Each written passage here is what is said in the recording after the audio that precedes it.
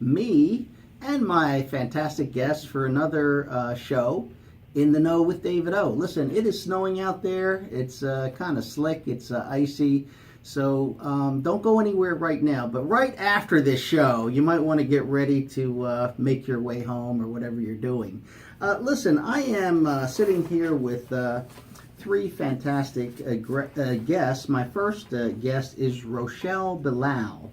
She is president of the Guardian Civic League, and for those who don't know, it is an organization of African American police officers. And why do they exist? What do they do? And what is their mission right now? Well, Rochelle is going to tell us. She is a very active person, former police officer, and very involved in the Philadelphia community. And then we're going to be meeting Jonifin Marvin. He is, and his band, the Philly Raggae Band, the winners of the 2017 World Music category of PHL Live Center Stage. We'll be listening to a little bit of his music and finding out what makes him so special.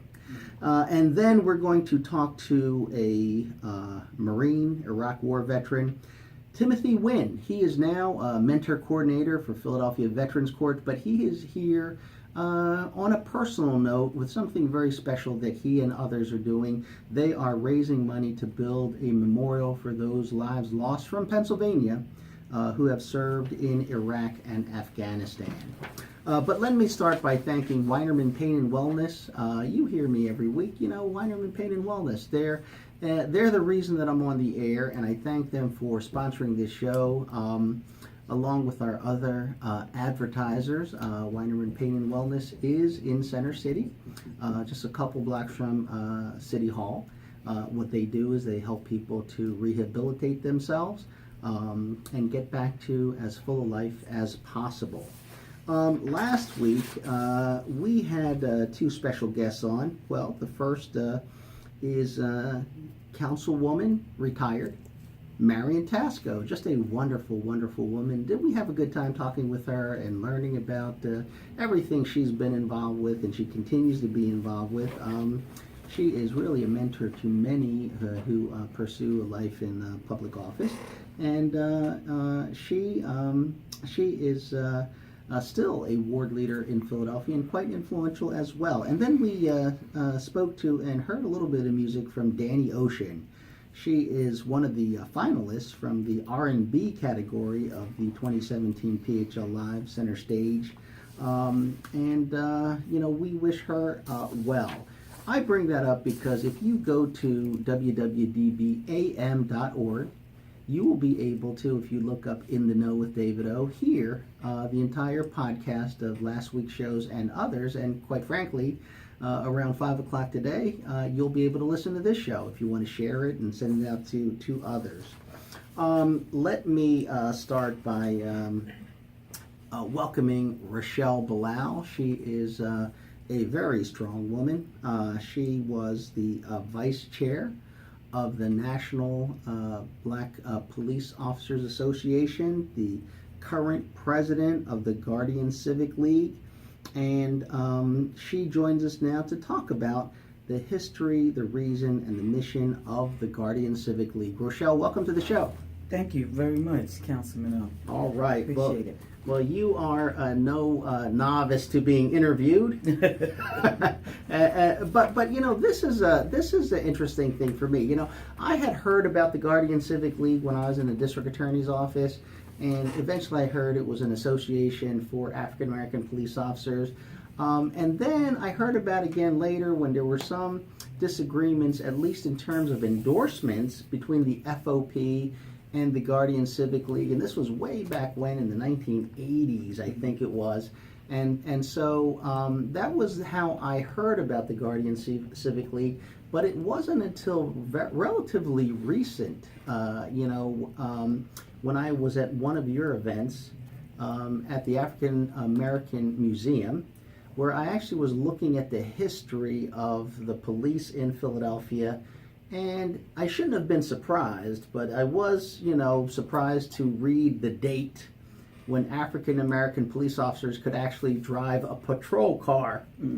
And for those, let's put that into context. And so there is slavery, there's the Civil War, then we have just a wholesale discrimination, and then there are African Americans who are serving, for public safety and serving the community to make sure people can live a good quality life, a peaceable life, and at the same time facing discrimination within not only society itself, but within the police department itself, and then the issues of discrimination facing the community, and many who in poor communities look and sometimes say, oh, those police officers are enforcing the laws which are enforcing discrimination. Certainly we can understand that back in the 1930s. But what is happening today? And so the Guardian Civic League has a complex set of missions and goals. I think its purpose is so important, but it is great to have you here to tell us all about it. Thank you very much. The Guardian Civic League was formed, let me start initially in 1956. It was formed because of the treatment of people of color in neighborhoods in reference to policing and how the criminal justice system was just unfair to them.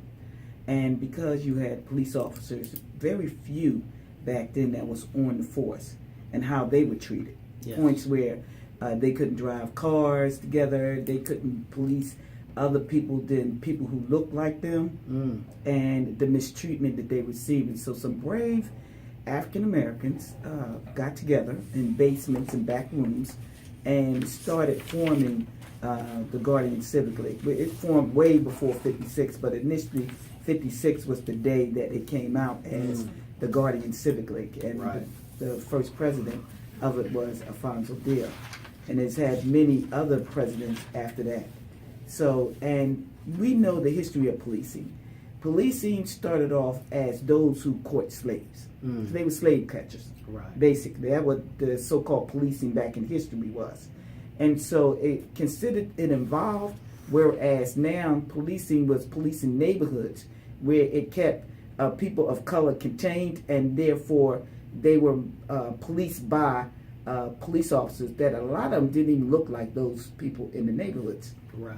So the Guardian mission statement, as then as it does today, is to build those bridges between the police and the community, and also to be the conscience of the justice system within these cities, states, and nationals in reference to how people of color are being treated. And so we continue on that mission today in reference to what the Guardian Civic League stands for. So we develop a lot of programs that interact with the community, so that they'll know that police are not all bad. So that this is a disclaimer for us is we know that 95, 96, however you want to put the percentage on it, are good police officers that do their job every day and they go home. But we knew we got some that aren't. Yes. Now you yourself are a retired police officer. I spent 27 years in the Philadelphia Police Department. I came on in 1986. And trust me, when I was young, I didn't like cops either. Because I lived in North Philly. And I saw what policing was doing to us, my brothers, my neighbors' children. It wasn't good. I'm telling you, I didn't like it. So how did you end up becoming a police officer? Most people said, how in the world did you? Let me tell you, my girlfriend, the Guardian Civic League was recruiting. Because there was a lawsuit filed in reference to hiring more people that represents the communities in this city. And so therefore the Guardians filed a lawsuit, and it was a consent decree in which that they had to hire as many of us that took the test and into that academy to become police officers. And I was one of them. My girlfriends joined first. Right. And they was telling me, oh, you got to be a police officer. You need to come on and join the police officer. And I thought they were crazy. I'm like, you want to be one of them to go around and do this to us? And there was a Guardian Civic League person that drove in a car that would come in our neighborhoods, and his name was Bill Drummond. And he will say to us, you need to come on to the force. And he took the abuse that we were giving him. Like, get out of here, cop. You got to be out of your mind. You want us to be a part of that regime that come around here to oppress us? And so he kept coming, he kept coming, he kept coming.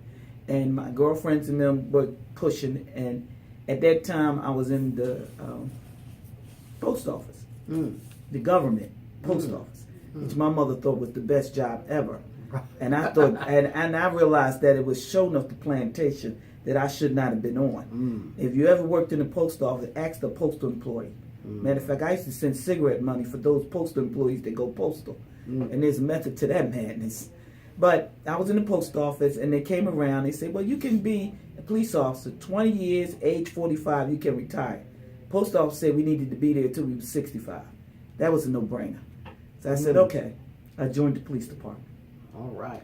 And I quickly realized the disparity in reference to me and white officers in the academy.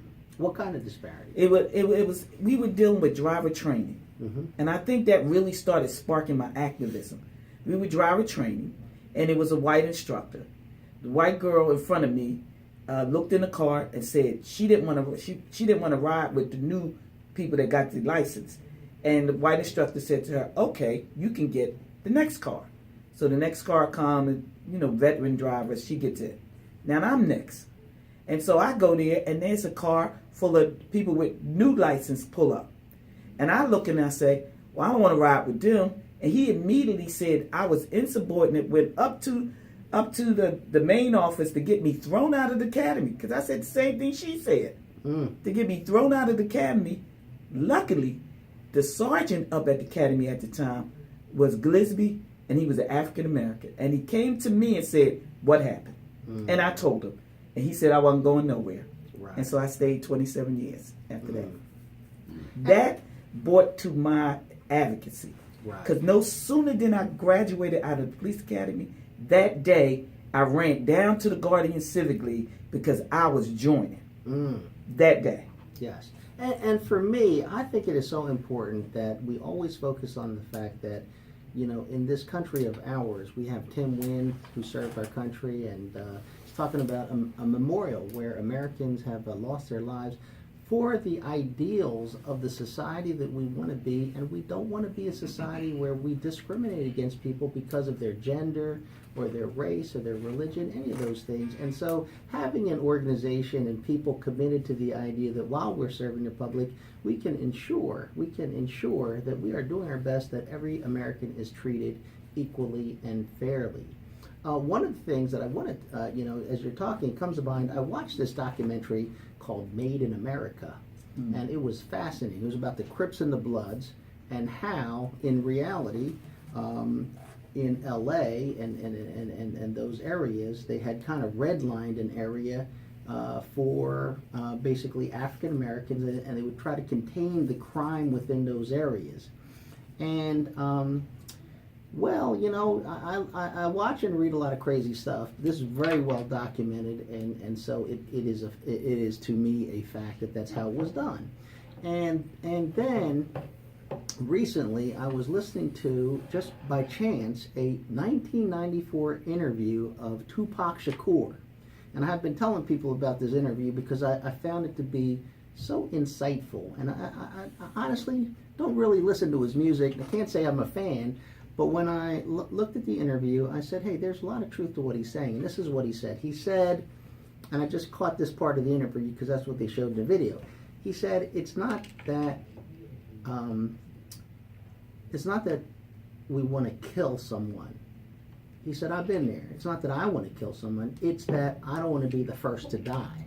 So I'm going to shoot first because I don't want to be killed.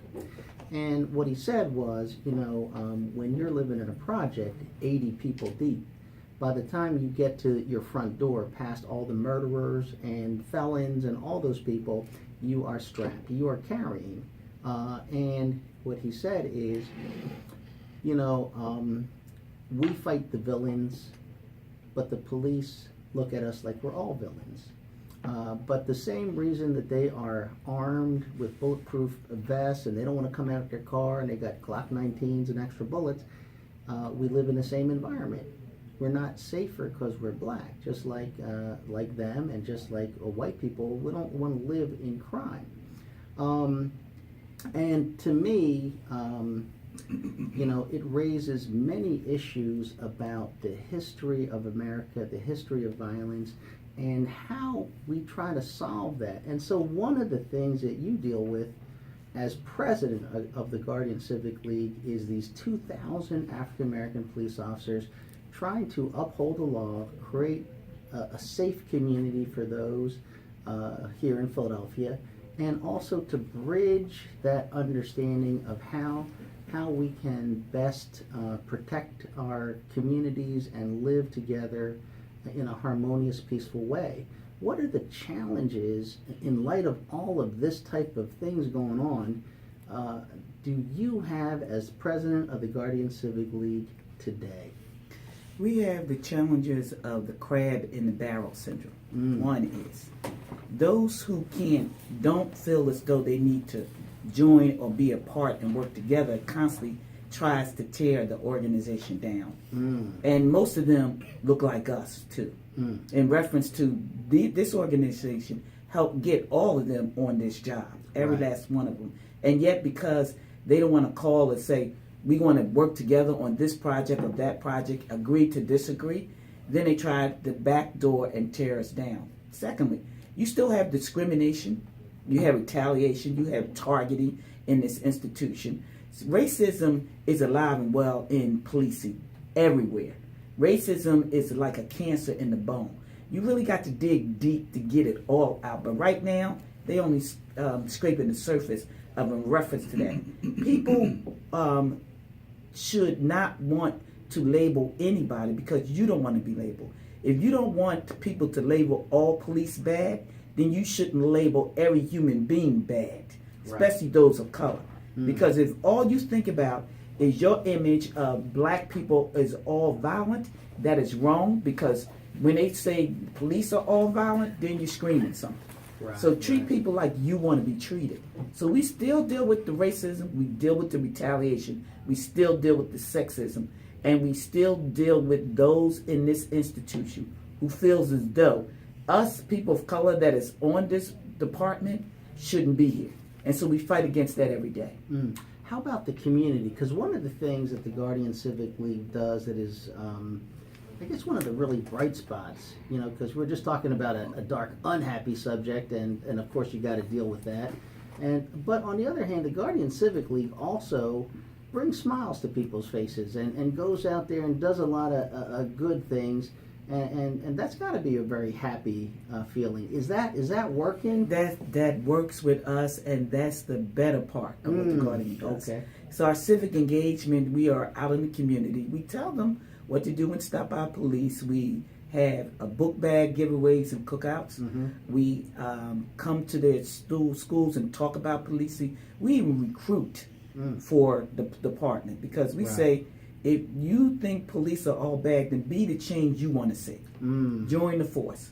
Be the change agent. Make sure that you don't be a part of the problem, you become a part of the solution. And so other than those emphasis that we're out there every day in the community, we talk to parents, we talk to kids, resources that we give in reference to our new cops coming out, letting them know that everything is not an arrest, that if you see a children or a family in distress, we give them resources. We tell them, you can call this organization, you can call that organization. They'll come down, talk to the family, find out what their needs are, and help them through whatever the pain or help them through whatever the problem is that they're dealing with. So our organization encompasses a lot of different steps that we do. And we do it with love for our community, and we do it with the fact that we want to build that bridge consistently in reference to that. I see that you also, in your programs, have volunteers from the community participate in just a whole bunch of things: steered straight, summer enrichment, promotional study class, officer appreciation day, annual family friends cookout, monthly shelter empowerment, and so many more. Yes, we work hard. So for those listening who say, you know what, I want to help, I want to be a part of, being a positive change, how do they get in touch with you? We also give out scholarships because we do this. We raise funds every for 2 years, and then we have a banquet in October the 27th, and that's the big fundraiser to give young people and adults who are going back to school scholarships so to continue their education. To get in touch with us, we are located at 1516 West Girard Avenue. Our phone number there is 215-763-0490. Our web page is guardiancivicleague.net, and our email is gcleague@comcast.net. Feel free to come by. We're open from 10 to 4 Monday through Thursday, and 10 to 3 on Fridays. And you're also on Facebook. Oh yeah, Guardian Civic League Facebook. We got about 3 or 4 pages. We on Twitter. We on Instagram. You can just get us anywhere. If somebody tell you they can't find us, that's a problem for them because we're everywhere. You know, it reminds me that I was listening to a radio program, and it was about, and I wish I knew his name. You probably know him. He's the president of Brooklyn Borough. He was a police captain, African American. He sued to the Department for Discrimination, and also was an outstanding police officer, and then ran for office and became the president of the Brooklyn. He became a councilman, and then the president of Brooklyn Borough. Yes, the names. I think it's Adams, right? Yes. Yeah. That's my boy, Adams in New York City. You know what was interesting, because what he was talking about was how to deal with violence, and what he was talking about is that he actually had programs where he would go out to young African American males, and he would basically talk to them and even give classes on what to do when stopped by a police officer. And he said, look, sometimes they just didn't know how to act. That when you react in a certain way, it is escalating, fear and concern.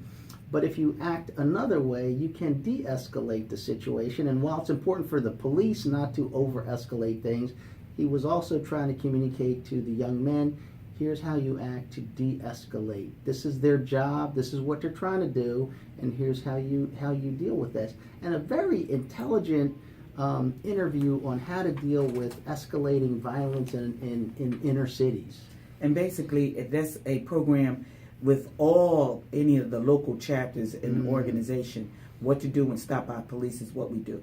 We even go out to schools and churches, and we do them with skits with young people because we want them to get it. That you just can't just think you know the rules or know your laws. You may know them, but you want to go home that day, and you want to be able to determine which is a good cop and a bad cop, and you want to be able to report the bad one, but you want to be alive when you're doing it. And so we do that, what to do when stopped by police across this country. Yes. Because we're part of a national organization. Yes. And it's the National Organization of Black Law Enforcement Officers. We were a part of the NBPA. We're no longer a part of them anymore. We're part of the National Organization of Black Law Enforcement Officers. And they out of Connecticut, New York, D.C. It's like the Eastern region part. And they do the same thing all across the country. Right, and it is so important because for our listeners, sometimes what happens is, they talk about distance, body language. Like in certain cultures, if you start stepping a little too close, you're sending somebody's space. You're sending a very negative message. That's a hood thing. Yes. Because in my hood, when I was growing up, if you stepped too close, yes, it was no longer a conversation. Now I needed to do something or run. Yes, and then in certain cultures, that distance, like that close in-your-face distance, invasion, that's the normal conversational distance. And so you have some people keep getting in your space, but they're just trying to talk with you, and then you're backing up because it's uncomfortable. They keep chasing you, and then it leads to unnecessary, unintentional, reaction. And so, it's the same type of thing. When people are used to handling themselves a certain way, and they're just normally reacting, but someone from another culture who is a police officer with a gun may react in a way like, hey, this is not the way it should be going, and trying to bridge those gaps of understanding. And that should be taught up in the academy. Yes. In reference to different cultures and how you respect that and how you know about it, so you won't approach people in certain manners in certain ways. And I hope that's being taught up to the academy. I think it is. Yes. Under Ross, maybe. Yeah, but I think certainly the Guardian Civic League is We will teach it everywhere Yes. we go. Yes. We do, in reference to different cultures and how you can react to different things. And for the young people, in reference to them wanting to just, oh, I know my rights kind of thing. That's not the time when Right. people have authority over you and a gun right. and backup. Yes. So you need to just chill for a second. If you are right, then you will have a time to tell people how right you were. But Right. that is not the time. Right. Yeah. So Words of wisdom. yeah, just be cool and be calm and just take notice. We tell you what to do when stopped by police. Take notice of the car. If you don't remember the name, you don't see the name, then take notice of the badge number. Take notice of the car, because all of them connect to that person and where they are at the time. So they can't dispute it that they were there. They can't dispute it that the car was there, and they can't dispute the fact that they had an encounter with you. And then all you need to do is explain what happened. Right. Well, listen, thank you very much for joining us. And look, I appreciate the opportunity to talk about our organization, because we do a lot, and we don't let people know that we are in support of fair treatment out there in our communities. Absolutely. And so check them out. The Guardian Civic League. If there's something you want to do to volunteer, everyone is welcome. And if you want to make a donation, a contribution, that is welcome as well. Definitely. Scholarships, book bags, we get them all together in summertime. So if you want to do that, we appreciate you. Just contact the Guardian Civic League, 215-763-0490. All right, that is Rochelle Bilal, president of the Philadelphia Guardian Civic League. Stay tuned, because we'll be listening to some reggae music with Jonifin Marvin and the Raggae Band.